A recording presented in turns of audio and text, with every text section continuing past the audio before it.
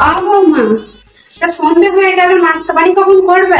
তোমার শ্বশুর খেতে আসবে, আমার ছেলে খেতে আসবে, তাড়াতাড়ি জোগাড়জাতি করো। আজকে কি সন্ধ্যাবেলায় নাস্তা তুমি করবে না? মা বলছি আজকে সন্ধ্যাবেলায় নাস্তাটা একটু আপনি বানিয়ে নিন, রাতে এসে আমি ডিনারটা বানাবো।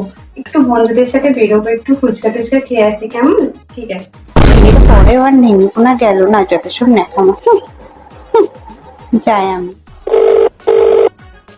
হ্যালো এ বাবু, আয় খেয়ে নিবি, আয় নাস্তাটা করে নিবি, আয়। আজকে আমি নাস্তা বানিয়েছি, তোর বউকে তো দেখলাম ঢ্যাং ঢ্যাং করে ফ্রেন্ডদের সাথে ফুচকা খেতে চলে গেল। তাড়াতাড়ি আয়, নাস্তাটা করে দেবি, আয়, রুটি তরকারি করেছি।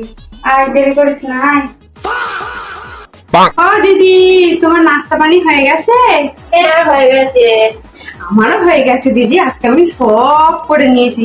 আমার বৌমাকে তো দেখলাম ঢ্যাং ঢ্যাং করে ফ্রেন্ডদের সাথে ফুচকা খেতে চলে গেল।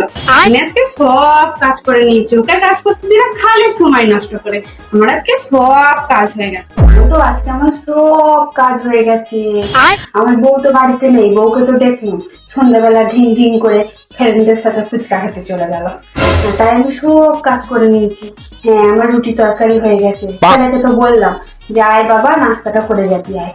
হ্যাঁ, ওই ওই আমার ছেলে চলে এসেছে। হ্যাঁ, তোমাকে আবার পরে করবো। হ্যাঁ, রাখছি। কি গো, আজকে আমি রুটিটা করেছি, খেয়ে বলো তো কেমন হয়েছে?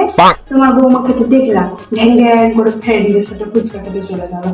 তুমি বলো কেমন হয়েছে? রোজ তো বৌমার হাতে রুটি খাও, আজকে আমার হাতে রুটিটা খেয়ে বলো তো কেমন হয়েছে, বলো বলো।